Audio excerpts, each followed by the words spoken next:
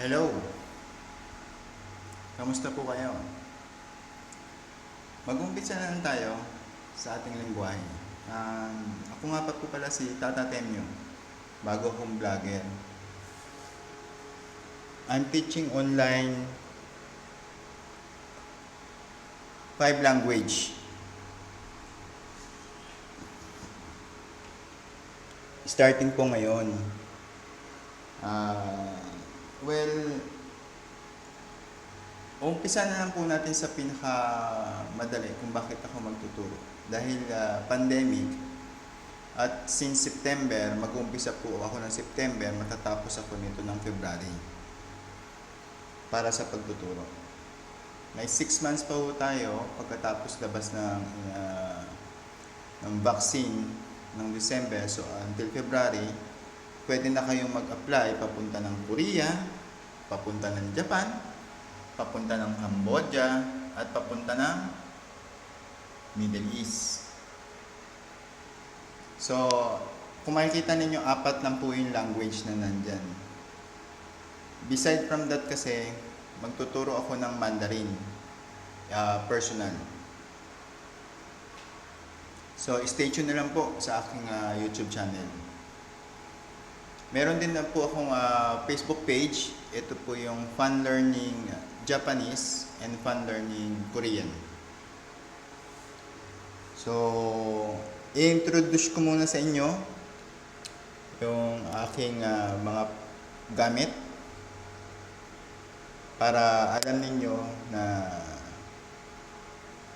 maganda ang inyong kinabukasan. Well, actually, tumingin kayo sa mga translator, ang pinakamababang sweldo niyan, katulad nito sa Cavite City, is 150,000 per month. Sa Japanese lang po yun wala pa doon yung Korean. So yung Korean, umaabot yun ng around 80,000 lang, medyo mababa. 80,000 to 120 per month, yung salary po niyan. Kung magtuturo kayo ng international language, for example, sa KABSU, or sa Cavite State University, dahil public yun, ang salary po doon is 250 pesos per hour. Per hour po yun. So, more about 10 hours ka per day is 2,500. For a month, pagpalagay natin, around 50,000 ang sweldo mo.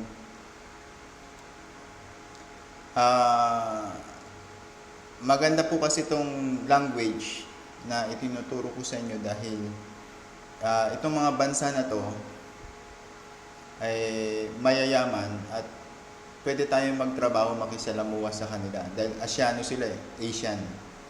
Kahit na itong sabihin ninyong Arabic, Asian po yan, Asian.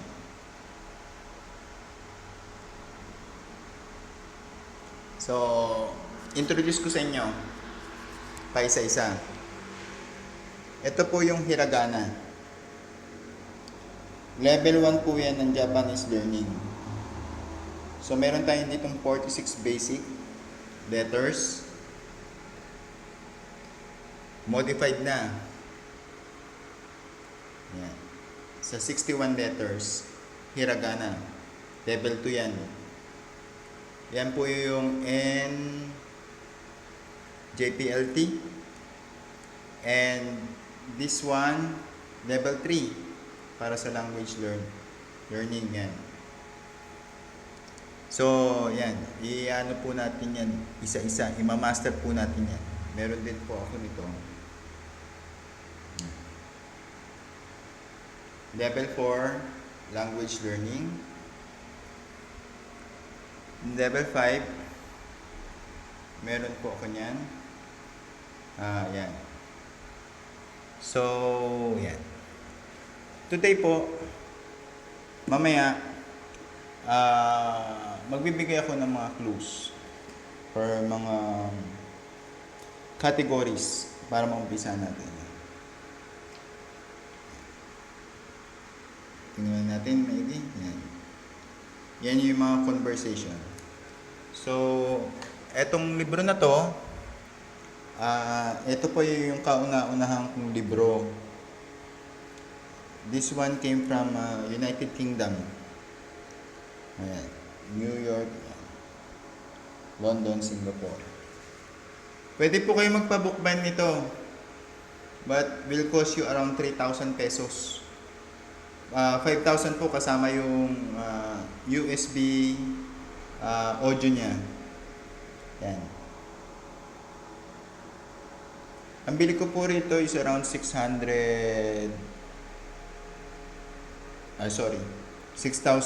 pesos kasi 150 US dollar. Yan, Berlitz po yan, Berlitz. Pagka Berlitz po talagang ano yan, talagang quality. So maganda yung audio niyan. Now, kung na-master nyo na to, itong Japanese language 1, 2, 3, 4, huwag kayong hakbang ng 5. Dito tayo sa Easy Japanese, Confident Japanese, sa Japanese Made Easy. Yan. Ito po yung Japanese Made Easy. Yan. Papahapyawan ko kayo ng pag-aaralan natin. For the 6 months, pag-aaralan po natin yan. Almost every day po a-upload ako ng video para sa inyo. It's either Korean or Japanese or Arabic or Cambodian. Mamaya po natin puntahan kung bakit may Cambodia ako. So, yan, yung Japanese na introduce ko na sa inyo. Pwede kayong umorder. Kung gusto nyo rin, eto gagawaan ko kayo nito. This one costs around 1,500. Pakita ko lang sa inyo kung ano nilalaman nitong mga flashcards nito. So, yan. Yan. Ayan yung mga nakasulat. Sa likod niyan, nandyan yung Romaji. Yan. Yan yung equivalent niya. So, pwede kayong umorder sa akin yan around 1,200.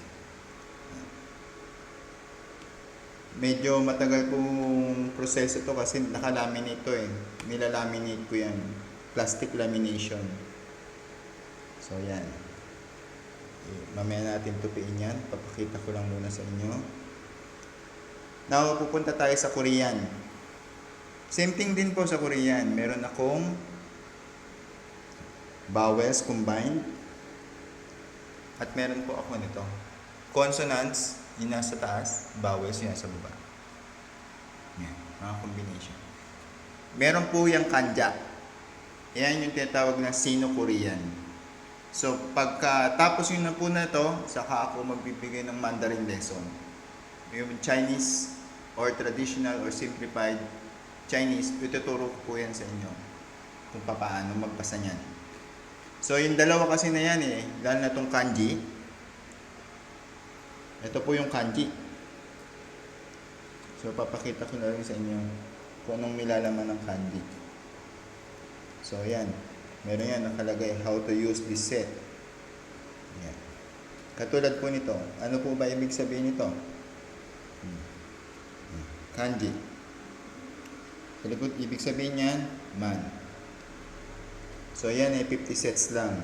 Meron po ako around 6,000 yata niyan na kanji characters na kabisado ko.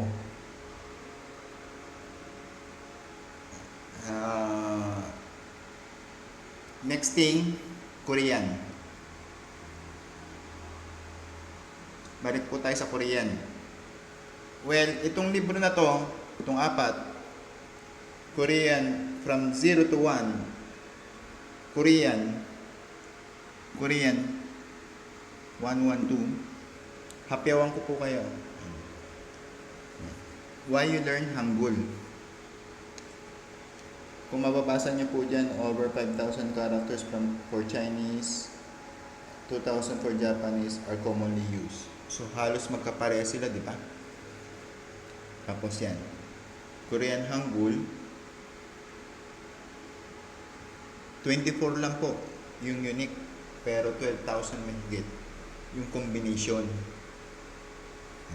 Kung paano magsulat, tuturo ko po rin yan sa inyo. Ayan, meron po akong board na binili para sa inyo. So, pag natapos nyo to, 1, 2. Ito po yung mastery ng 1. Pwede rin pala kayo magpa-book buy nito. It costs you 5,500. Kasama na po doon yung parcel. Ito po yung libro talaga na ginagamit para sa topic. Kung halimbawa magtatrabaho kayo sa Korean. So, ito yung magagamit ninyo. Naka-translate ko na po yan. Translate ko na rin yan sa Tagalog. Natapos na po natin pag-usapan ang pangkasalukuyang panahon or present tense. Na-translate ko na rin po yan ng Tagalog. So, meron din English yan. So, yan. Tinuturo dyan kung paano maggawa ng sentence. Ngayon, pag natapos nyo na po yan, meron po tayong price book. Dito po sa price book na to, actually, this book is around ganyan lang. $20. Pero hindi nyo po makikita yan dito. Nasa ibang bansa lang po yan. Doon ko pa yan nabili. Ayan, Traveler's Aids. Barons po yan eh. So, yan. Medyo matagal na po kasi sa akin itong mga to at binabasa ko lang to. So, yan. Anyway, hindi naman gano'ng importante yan. Bandang huli na po yan. Kasi ang importante dyan kung paano kayo magsulat at magbasa. Kasi lahat naman tayo marunong magsalita. Pero hindi tayo lahat marunong magbasa. Hindi tayong lahat marunong magsulat. Parang ano yun kinder, nursery. So, tinuturuan tayo kung paano magsulat at magbasa.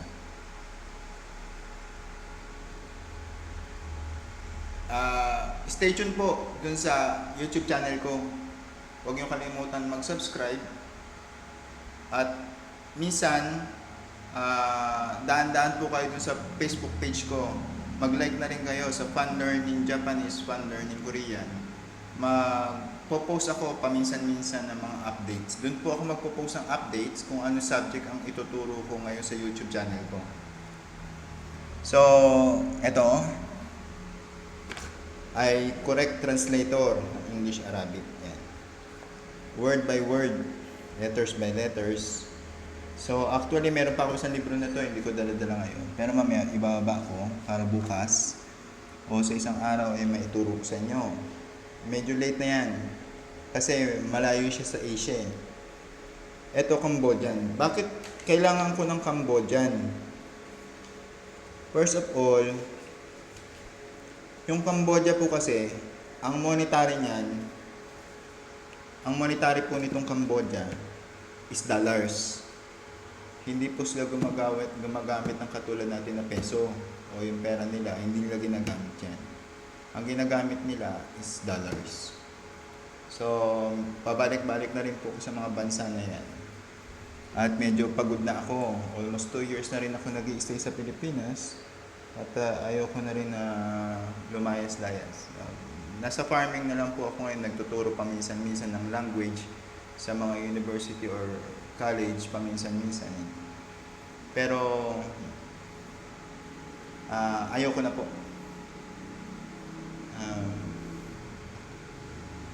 Ano pa ba ang pwede kong maitulong sa inyo bukod dito? So, palagay ko yun na lang muna. Na-introduce ko na sa inyo yung mga gamit ko para sa pagtuturo.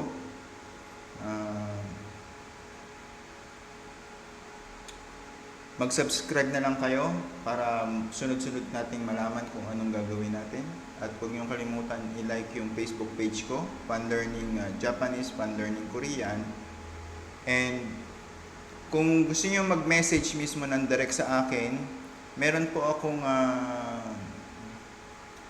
particular para sa mga student. Ito po yung Tata Temyo.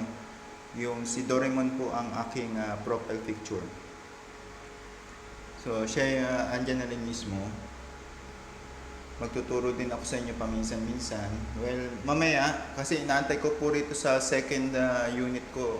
May bahay kasi ako na ginawa para lang sa mga student or sa vlogging ko ng pagtuturo. Inaantay ko po yung internet. So, mamaya i-upload ko pa to dun sa labas dahil Sa kabilang bahay pa yung ano ko eh, yung aking internet connection na DSL. Wala pa akong internet connection dito para sa inyo.